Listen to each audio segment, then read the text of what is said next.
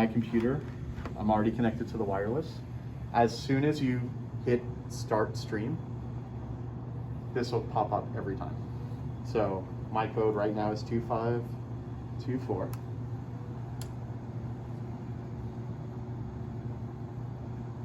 Take a second, it has to think about it.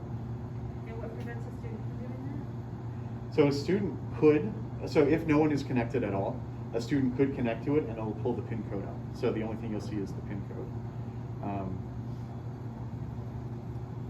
But if you didn't want, so the point is if you're already presenting, it's not going to allow anyone else to without a new PIN code, which it won't generate until you disconnect. So this is really just you.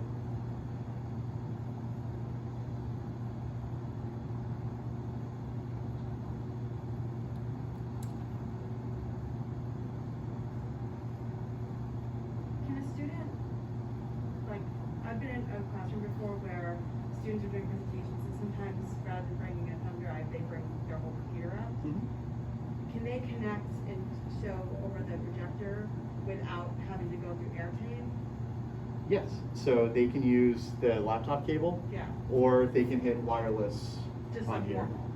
Yeah, so you wouldn't have to start a Zoom And call. then You people could just from home would just be watching the classroom. So if you had students at home, you would have to be in the Zoom call and then do the AirTame like this. The students that were at home would just use the share screen part of Zoom. Does that make sense? Yeah, so like the student doing the presentation wouldn't be on AirTame. Well, they would be on their laptop connected to AirTame. Oh, so they have to do the PIN code and everything? Yeah, anyone who wants to display their computer. So in order to use a projector, you have to use AirTame. If you want to use it wirelessly, yes. If you want to use a wired connection, you just plug it in. But can you use the wired connection via the camera at the same time? No, it's one or the other.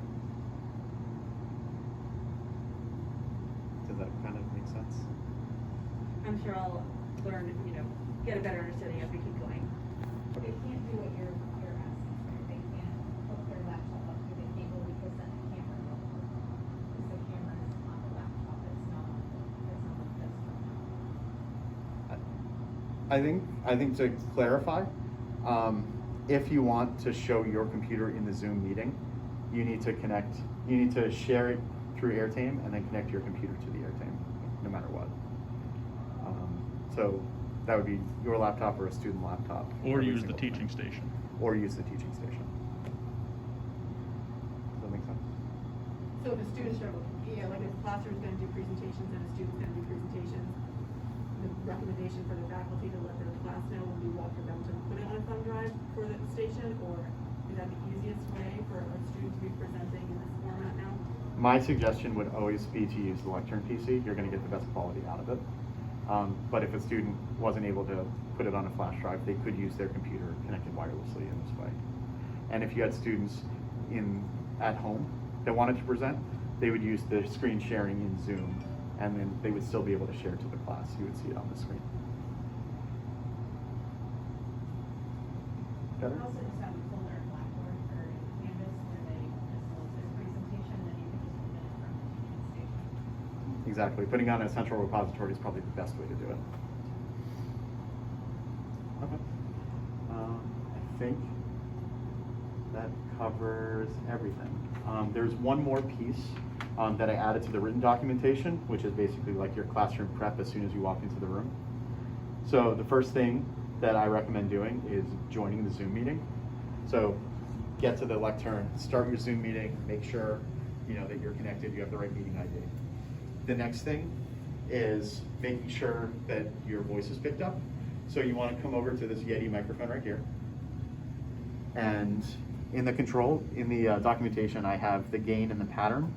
As long as the dials match that, then you should be all set. If somebody turns it all the way down like this, you're not going to be able to hear the person speaking in the classroom. So we have it all the way up, and then Zoom automatically meters it so that you're not like blasting out the people on the other end. And then this is just the pickup pattern. So the next thing to check when you're in a meeting is to make sure that it's coming out of the right speakers and microphone. So there's a little caret next to the mute button down here. So you click that. Your microphone always needs to be Yeti stereo microphone. Again, this is in the documentation. And the speaker always needs to be same as system. The Speaker needs to be what again? same as system. So every system is set to go through the speakers out here. And then the last piece of troubleshooting is making sure that your video is connected in the first place. So you want to make sure start video is actually started. And then you can see yourself on the webcam.